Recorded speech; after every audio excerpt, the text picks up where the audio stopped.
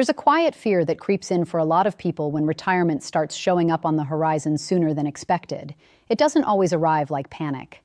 Sometimes it sounds almost harmless, like a private little question you ask yourself while washing dishes or staring at the ceiling at night. Did I do enough, or did I build my whole plan around a future that no longer fits the life I actually want? Quick pause. If you're new here, hit subscribe. I've got a lot more of these waiting for you. The real question isn't whether retiring at 55 is reckless.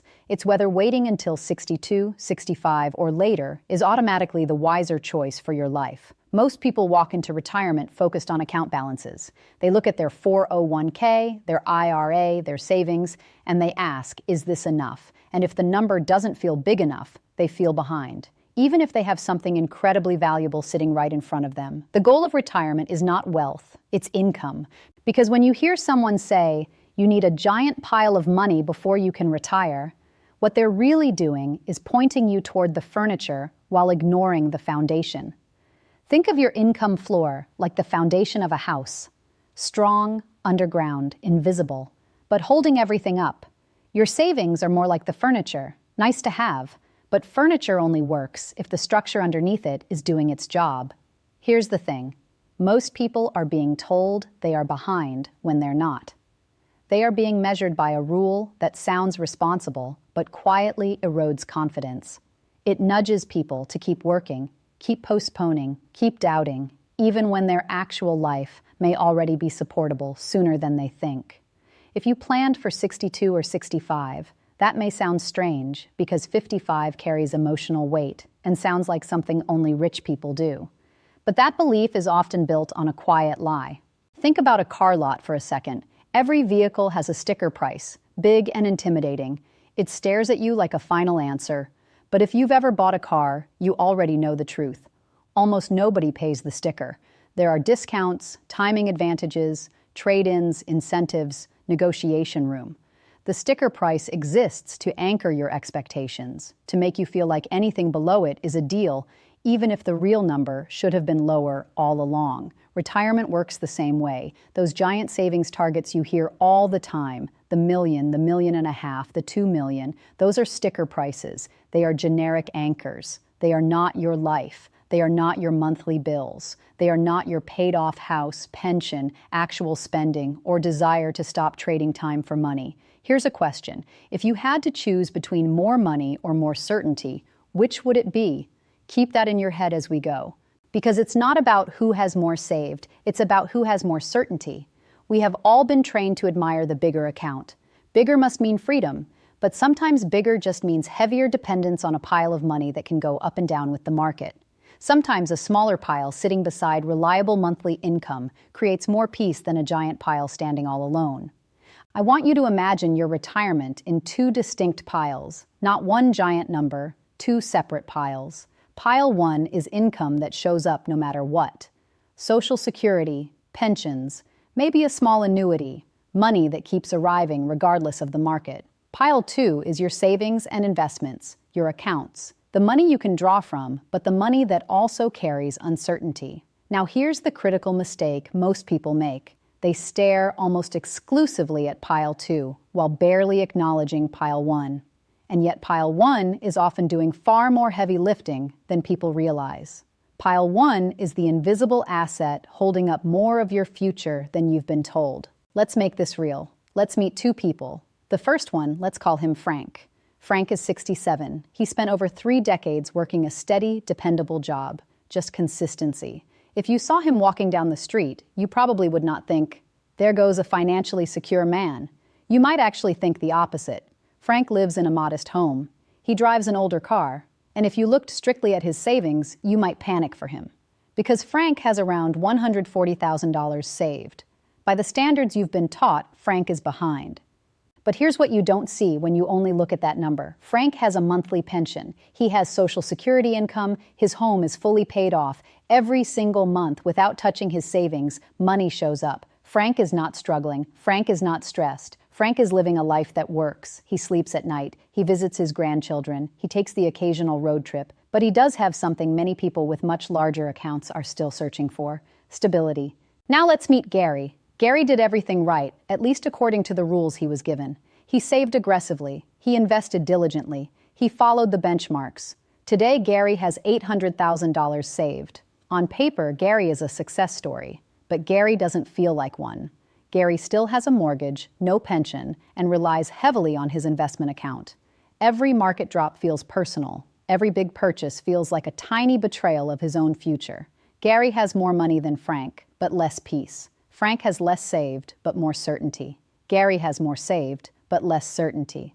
So when someone asks whether you should retire at 55 instead of waiting until 62 or 65, the answer cannot come from a generic savings target. It has to come from your income, expenses, risk, health, energy, and the kind of life you want to live. What do you think? Are most people actually behind on retirement, or are they just measuring it wrong? Here's where it gets real. Retiring at 55 is not about declaring victory early and hoping for the best. It's about understanding whether the foundation under your life is already strong enough to support a simpler, more intentional version of freedom. For some people, the answer will still be no. If expenses are high, debt is heavy, or health coverage is a major issue, you may need more time. But for many people, the automatic assumption that you must keep going until 62 or 65 is just that, an assumption, not a law, not a moral duty, not always the smartest choice. Think about a faucet. Behind that faucet is a pipe you've been filling your whole working life. Year after year, pressure builds in that pipe. The longer you wait to turn the faucet on, the stronger the monthly flow becomes. Turn it on later, and the stream is more powerful. Turn it on earlier, and the stream is lighter. But here is the part many people never fully think through. That faucet belongs to you. You paid into it. And if you wait too long to turn it on, some of that water may never reach you. It stays in the pipe, unused, gone. Now, this does not mean everyone should claim at 62. The question isn't what's the best age, it's what's the best decision for your life right now. If you are healthy, expect a long life, can comfortably wait, and want a bigger guaranteed benefit later, waiting can make sense, especially for the higher earner in a marriage, because survivor planning matters. If one spouse passes away, the surviving spouse typically keeps the larger of the two benefits, not both. That means a bigger benefit for the higher earner can become a kind of long-term protection for the person left behind. That is love translated into math. But if retiring at 55 allows you to step away from draining work, reduce stress, enjoy your health, and bridge a few years thoughtfully before claiming benefits, that can be a smart move too. Maybe you use savings, part-time work, a pension, or a taxable account first, so your retirement accounts have more time to grow.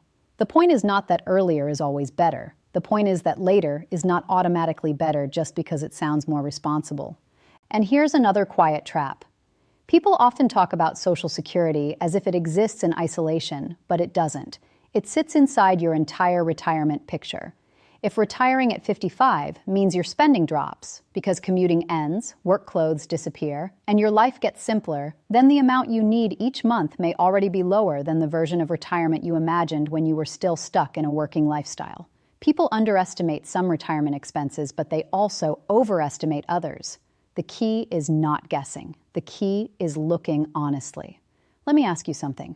Do you know what your monthly income will actually look like when you retire? Be honest with yourself, because retirement is not about replacing your salary. It's about supporting your lifestyle. Those are not the same thing. Your salary had payroll taxes attached to it. It had commuting costs. It had retirement contributions coming out of it. It may have funded a life built around being busy and tired. Retirement income is there to support a different rhythm, maybe a better one. Now let's talk about pensions, because pensions are one of the most misunderstood pieces of the whole conversation. Imagine holding two envelopes, one with a lump sum and one promising a monthly check for life. The crowd usually turns toward the lump sum first because it feels tangible and powerful. But that monthly check can be like owning a private little machine in the corner of your house that prints money every month, whether the stock market smiles or not. That is an invisible asset. And certainty has a value that people routinely underestimate. Some people have a pension and still feel poor because their account balance does not look dramatic. But the pension is quietly doing the heavy lifting. It may be covering groceries, utilities, insurance, and property taxes. It may be carrying more of your retirement than you realize. You may already have what people with millions are searching for. The person with the large portfolio is often trying to build, through investing, the very thing you already possess in the form of guaranteed monthly income. That doesn't mean you should be careless. A pension is not magic. You still need to understand survivor choices and whether the payment lasts for one life or two. You still need to think about inflation, because inflation is the silent eroder. It does not kick down your front door. It quietly chips away. It nudges prices higher. It slowly raises the cost of groceries, gas, home repairs, and healthcare until the paycheck that once felt comfortable starts feeling tighter without ever announcing exactly when that happened. And yes, Social Security has cost of living adjustments, what people call COLA increases. Think of those like a thermostat trying to keep a room comfortable while cold air keeps slipping in through the windows. Helpful, necessary, but not perfect. Sometimes the adjustment helps. Sometimes it lags real-life experience, especially in categories older households feel most. Healthcare and insurance. It has limits. That's why retiring at 55 should never mean drifting without a plan. It means knowing your base income, your savings, your likely expenses, and your margin for the surprises life always brings. I want to know, have you ever felt like you were doing everything right but still felt behind? That feeling is powerful, and it silently erodes joy. It can make you delay your life because fear keeps whispering that more is always safer. Sometimes more is safer, but sometimes more is just later. Sometimes more means more years spent tired, more years with less energy, more years sitting in traffic, more years postponing the version of life you keep promising yourself you'll eventually live. At some point, retirement planning stops being a spreadsheet problem and becomes a life problem. This is where sequence of returns risk comes in, and I want to explain it simply. Imagine you have two identical stacks of firewood to get through winter, same amount of wood. But one family burns a huge amount in the first weeks because a storm hits early, while the other family gets mild weather at the start and burns slowly. Even if the rest of winter looks similar, the first family is under pressure much sooner. That is how market losses early in retirement can hurt. If you retire and start pulling from investments right when the market drops, the damage can be bigger than the same drop happening later. The order matters. That risk is one reason reliable income matters so much. If more of your core expenses are covered by pension or Social Security or other stable income, you are less forced to sell investments when markets are down. Your pile 2 gets breathing room. Your pile 1 carries the weight. That is why the income floor matters. It's protection and flexibility. It's the difference between making panicked decisions and thoughtful ones. And this is exactly why retiring at 55 can make more sense than people assume when you have a bridge strategy. Maybe your income floor does not fully arrive until later, but you do not need it all on day one if you can cover the gap intelligently. Maybe you have a few years where you use savings carefully before Social Security begins. Maybe you have cash reserves. Maybe you downshift into part-time consulting or seasonal work that brings in enough to reduce withdrawals. There are many ways to bridge, but you only see them once you stop treating retirement like an all-or-nothing leap. Think about crossing a stream with stones placed through the water. If you stand on the bank staring only at the far side, it feels impossible. Too wide, too risky, too far. But if you look down, you may notice there are stepping stones already there. One from savings, one from part-time income, one from a spouse's benefit, one from a future pension, one from delayed Social Security. Suddenly the crossing is not a wild jump. It is a series of smaller moves, still worth planning, but not impossible. Here's something to think about. If you found out today that you're actually on track, how would that change your week? It might change your posture, your sleep, your patience, your sense of time. Because numbers matter, but how you feel about those numbers, that matters just as much. People who feel trapped behave differently from people who see options. A person who feels constantly behind may keep chasing more, long after enough was already within reach. Now, there is a quiet fear people rarely admit out loud. They worry that retiring at 55 will make them look irresponsible or foolish. But retirement is not a performance for other people. This is your life. If the math works, if the income floor is solid or the bridge is reasonable, if the stress of continuing outweighs the financial benefit of waiting, then what exactly are you proving by staying? That question matters even more when health enters the picture. I don't just mean illness, I mean energy and mobility. The ability to travel, hike, garden, help with grandchildren, or simply wake up without feeling drained. So many plans assume your best years of freedom begin after your most tired years of labor. Sometimes that works, sometimes it doesn't. Sometimes waiting quietly steals the very version of retirement you were trying to fund. It is not pessimism, it's realism. And in this case, realism is empowering. Because once you accept that time has value, energy has value, and peace has value, the conversation changes. You stop asking only, how high can I get the number? And you start asking, what kind of life does this money need to support, and when do I actually want to start living it? There's another piece people miss, and it involves spending. Most people underestimate by a lot when they first try to project retirement expenses, especially the irregular stuff. Home repairs, dental work, travel, helping family, replacing a car, and holiday spending. But many people also discover something else after leaving work. Their daily life often becomes less expensive in quiet ways. Fewer gas station stops, convenience meals, and wardrobe purchases. Sometimes even lower taxes. So the answer is not to assume retirement will be dirt cheap, and it's not to assume it will mirror your working years either. Look at real spending over the last year and sort it like a closet. What stays, disappears, shrinks, or grows? Here's a question for the married folks. Have you and your spouse ever actually talked about what happens if one of you is gone? That is not a cheerful conversation, but it is a loving one, because survivor planning is where a lot of otherwise solid plans quietly break. One Social Security check may disappear. A pension may continue in full, in part, or not at all, depending on the option you chose. Some household costs drop when one person is gone, but many do not. Housing, utilities, and property taxes may stay almost the same. The surviving spouse may even need more support, not less. So when you think about retiring at 55, or claiming benefits at 62, or waiting until 70, always zoom out and ask the bigger question. How does this plan hold up for both lives, not just one?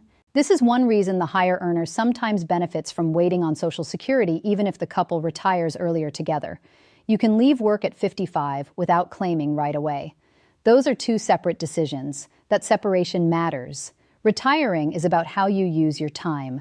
Claiming Social Security is about when you turn on part of your income faucet.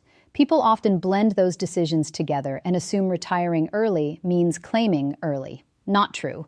You can leave work and still choose the claiming age that best supports your long-term plan. Maybe one spouse claims earlier while the other waits. Maybe you live on cash and taxable savings for a few years. Maybe you use those years to make smart tax moves. The moment you separate work from claiming, retirement stops looking like one locked door and starts looking like a hallway with several open rooms. Quick question. Have you ever felt guilty about spending money in retirement? That feeling shows up more than you think. And it shows up especially in people who worked hard, saved hard, and built their identity around being responsible. They can have enough on paper and still struggle to use what they spent decades building. They stare at their accounts like museum pieces. But money is not the point. Your life is the point. If your plan only works when you never enjoy the freedom it was built to create, then something has quietly gone wrong in the design. This is why people with guaranteed income often behave differently. They don't feel every expense as a threat. Groceries, dinner out, and trips to see family don't feel like mini financial crises. Again, it's not about who has more saved. It's about who has more certainty. And certainty changes behavior. It softens the silent pressure that so many retirees carry without talking about it. You are not behind. In fact, you may already be standing on one of the strongest financial foundations available today. If you have any combination of a paid-off home, a pension, future Social Security, manageable spending, and even moderate savings, your position may be far stronger than the headlines suggest. That urgency creates clicks, but your retirement is not a headline. It is your household and your Tuesday morning. There's a story that matters here. The Social Security Administration once had a calculator people could use to guess the value of taking benefits early versus late. But many people leaned on it in the wrong way. They used it like a magic answer machine. They wanted a universal verdict. But life doesn't work that way. Health, marriage, work, taxes, longevity, and peace of mind matter. The calculator could show numbers, but it couldn't know you. And that's the bigger point. Tools can help. Rules of thumb can help. But neither can replace clarity. Stop measuring yourself against everyone else. Stop feeling behind, and start focusing on what truly gives you freedom. If freedom for you means leaving a draining job at 55, simplifying life, and bridging carefully to bigger guaranteed income later, that can be a deeply rational choice. It can be deeply rational, thoughtful, and human. I want to throw this out there. What's the one thing about retirement that worries you most? For some people, it's health insurance before Medicare. For others, it's market risk. For others, it's boredom, identity, or the fear of spending too much too soon. All of that is real. But notice what happens when you name the actual fear. The fog starts to clear. You stop fighting a giant shadow and start solving a real problem.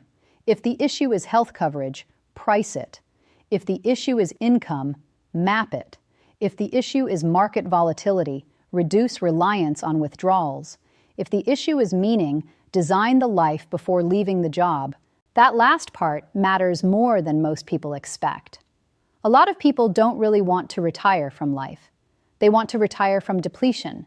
They want to retire from the alarm clock, the commute, and the sense that their best hours belong to someone else. Retiring at 55 does not have to mean doing nothing. It can mean choosing differently, consulting a little, volunteering, caring for family, building a small side business. Finally, having time for the things that never fit between weekends and exhaustion.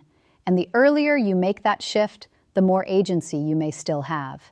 Because waiting until 65 can bring more money, yes, but it can also bring more wear, more fatigue, more years of telling yourself, just a little longer. Sometimes that is right, sometimes it is not.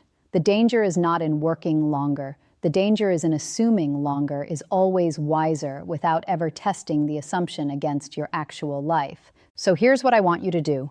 Figure out your income floor. What money is coming in every month, no matter what, now or later? Social Security, pensions, rental income, anything predictable.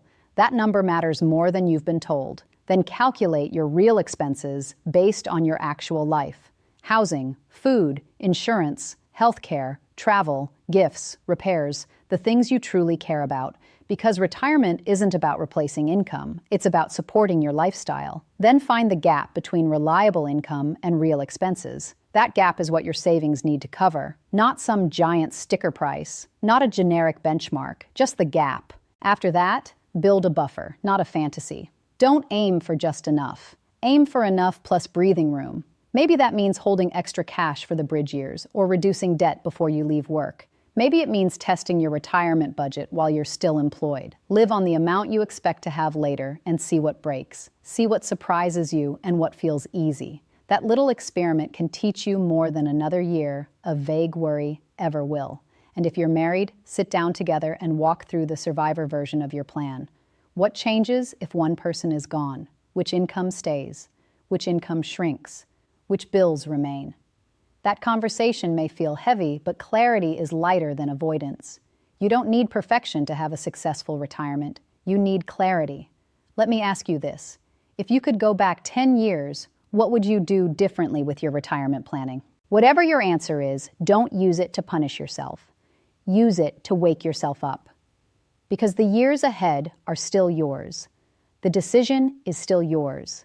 And the goal is not to win some imaginary contest by retiring with the highest number. The goal is to build a life that works, feels steady, and doesn't quietly revolve around fear. You may already have what people with millions are searching for. A paid-off house, a future benefit, a pension, low expenses, a spouse with stable income, a simpler vision of happiness. Those things rarely make headlines, but they matter. They matter because they create an income floor. They create certainty. They create room to breathe. If the system only rewards you with almost enough, you will spend your entire life chasing more. But if you understand your numbers, if you build your income, if you define your life on your terms, you don't chase anymore.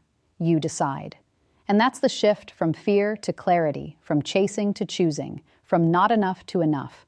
Retirement isn't the end of something, it's the beginning of something new. A new rhythm and pace. And the goal isn't just to survive it. The goal is to enjoy it, to wake up without financial stress and live with confidence, not hesitation. You don't need perfection to have a successful retirement. What you need is awareness, clarity, and the willingness to face the real numbers so you can make real decisions. When you understand your income, expenses, and how your plan holds up over time, something changes. You feel more in control, more confident, more at ease. And that's what retirement should feel like. If this video made you think differently about your retirement, subscribe. The next one goes even deeper.